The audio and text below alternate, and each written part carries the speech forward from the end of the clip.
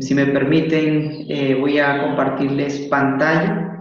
Hoy vamos a estudiar segundo libro de Crónicas en el capítulo 25. Vamos a dar lectura del 1 al 13. Permítanme compartir pantalla de la palabra para que todos podamos ver.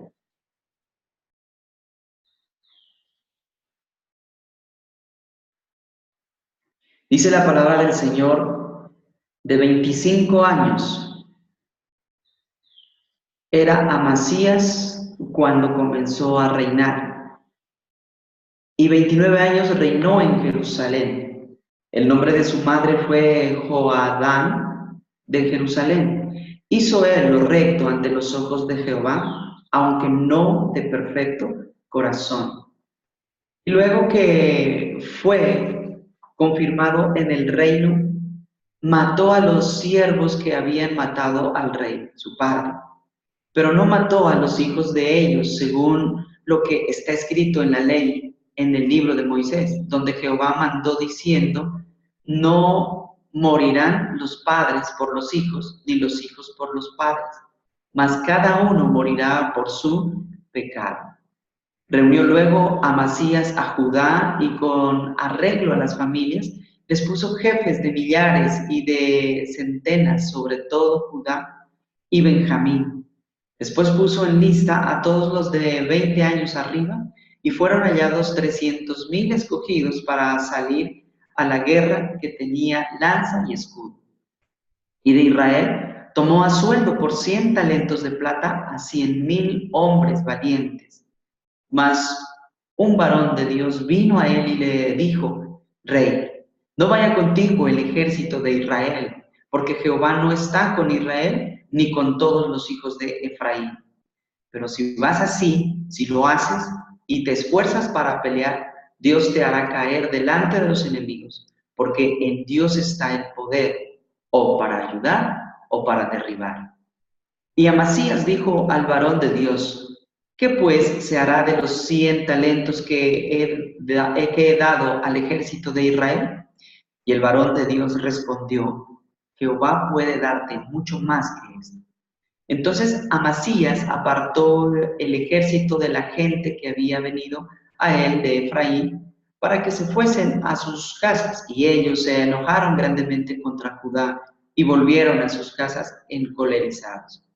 Esforzándose entonces, Amasías sacó a su pueblo y vino al valle de la Sal y mató de los hijos de Seir 10,000. Y los hijos de Judá tomaron vivos a otros 10,000, los cuales llevaron a la cumbre de un peñasco y de allí los despeñaron. Y todos se hicieron pedazos. Mas los del ejército que Amasías había despedido para que no fuesen con él a la guerra, invadieron las ciudades de Judá y desde Samaria hasta Bet-Horón, y mataron a 3,000 de ellos y tomaron gran despojo. Bueno, la palabra del Señor nos está mostrando aquí unas verdades que necesitamos o que deberíamos nosotros aprender. De todo esto el Señor nos enseña algo. Y es que no cometeríamos tantos errores, en verdad, si obedeciéramos la palabra de Dios y no a nuestras emociones. O sea, si miramos en el versículo 2, que dice que Amasías hizo lo recto delante de Dios, pero aunque no de perfecto corazón. Me llama mucho la atención esta frase, ¿no? Aunque no de perfecto corazón. Y mirando desde esta palabra perfecto, en la traducción hebrea, dice que quiere decir completo, ser o estar completo. Y me ponía a pensar, si dice Amasías hizo lo recto delante de Dios, pero no de perfecto corazón. O sea, entendía como que, ¿qué pasa? ¿Será que ha hecho las cosas a medias? ¿O por qué? Es que aún no siendo, no, siendo de corazón perfecto, hizo las cosas conforme a la voluntad de Dios, o hizo las cosas correctas, rectas. Y entonces al buscar el significado de esta palabra en hebreo, perfecto, pues dice que es ser o estar completo. Y entiendo entonces, o puedo entender que la condición del ser humano es precisamente esta. Tenemos un corazón incompleto o imperfecto, que quiere decir para nosotros que no hemos rendido totalmente el corazón a Dios. En el caso de Amasías, fue así, ¿cierto? Que él no entregó totalmente su corazón. Cuando se refiere a que hizo lo recto delante de Dios, hizo cosas buenas, hizo lo correcto, pero su corazón no estaba totalmente entregado 100% al Señor. Y me atrevo a decir que así hay muchos de nosotros, ¿no? No hemos entregado totalmente nuestro corazón. Podríamos decir que tenemos el corazón dividido. Tal vez está nuestro corazón dividido entre Dios y la familia. Tal vez podamos tener el corazón dividido entre Dios y las riquezas. Tal vez podamos tener nuestro corazón dividido entre el amor de Dios y el amor a nuestros hijos, al trabajo, bueno, con lo que realmente ponemos a competir al Señor, con nuestro propio interés, con nuestro propio orgullo, con nuestro ego. Hay muchas cosas que a veces nosotros ponemos a competir con el Señor. Y podemos estar haciendo a la par cosas buenas, cosas positivas, tal vez obedeciendo algo de la palabra, evangelizando, compartiendo del Señor, hablando de Dios, haciendo cosas correctas, rectas, siendo padres tal vez ejemplares, haciendo cosas correctas delante de los ojos de Dios, pero en el fondo nuestro corazón tal vez no esté 100% entregado. Por ejemplo, las finanzas. Hay algunos que le roban a Dios porque no devuelven lo que le corresponde al Señor como debe ser, como dice la palabra. Entonces, está el corazón dividido, no está completo, es un corazón, no es un corazón perfecto. Me llamó muchísimo la atención este versículo. Hizo él lo recto ante los ojos de Jehová, aunque no de perfecto corazón. Entonces no se había entregado totalmente.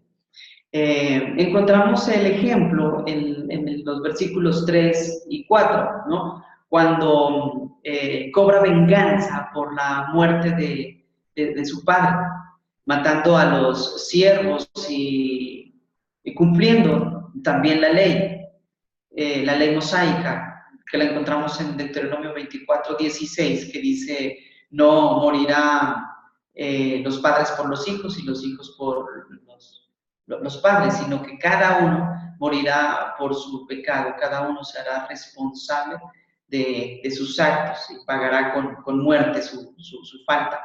Entonces, puedo entender que a la vez que está haciendo bien al obedecer la palabra de Dios, pues también se está haciendo algo malo, no está entregado totalmente ese corazón al Señor, porque cobra venganza, aún sabiendo que la venganza es de Dios. Entonces ahí está como dividido, se deja llevar por las emociones y cobra venganza y mata a los siervos que mataron a su padre. Entonces lo puedo ver como de esa manera.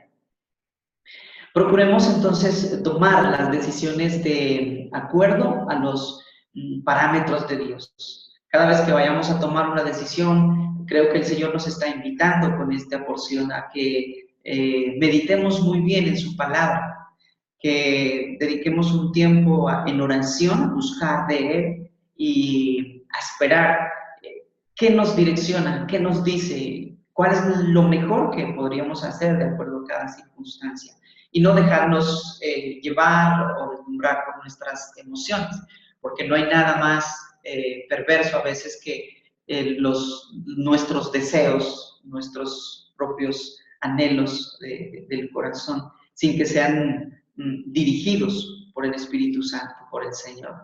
Entonces, procuremos tomar estas decisiones de acuerdo a los parámetros de Dios. Los versículos del 5 al 13 nos hablan del beneficio que trae el obedecer la palabra de Dios. Amasías paga un alto precio, 100 talentos, dice, por contratar soldados valerosos o valientes para la guerra contra Edom, ¿no es cierto? Y pongámonos a pensar cuánto traduce esos 100 talentos. Buscando en internet lo que significa hoy en día estos 100 talentos, la conversión, me da como resultado más o menos $392,400, los que fueron pagados para contratar a estos mercenarios, si se puede decir así, estos soldados valientes que querían apoyar o que Amasías contrata para ir a la guerra, ¿cierto? Pero hay un hombre de Dios que aparece y le advierte que no haga tal cosa.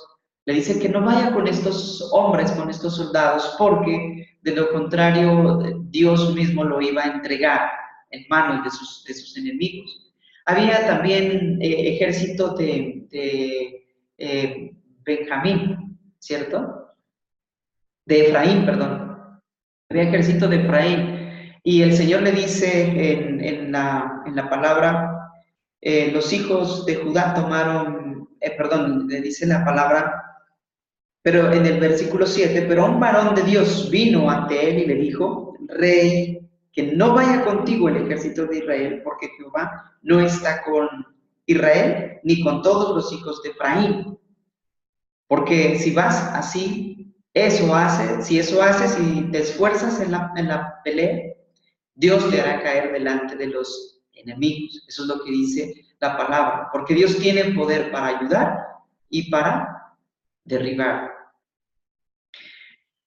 Dice esta parte de la palabra, sobre todo el versículo 7 y 8, me trae a colación un versículo en Mateo 12:30, cuando Jesús dice que si alguien está contra él, o si alguien no está conmigo, está contra mí, ¿cierto? Y la rebeldía del reino del norte de Israel y algunos de Efraín estaban siendo rebeldes, estaban en contra de Dios, entonces se constituían como sus enemigos. Por esa razón es que Dios le dice a través de este varón que no haga tal cosa, que no lleve soldados del reino del norte de Israel, ni tampoco de Efraín.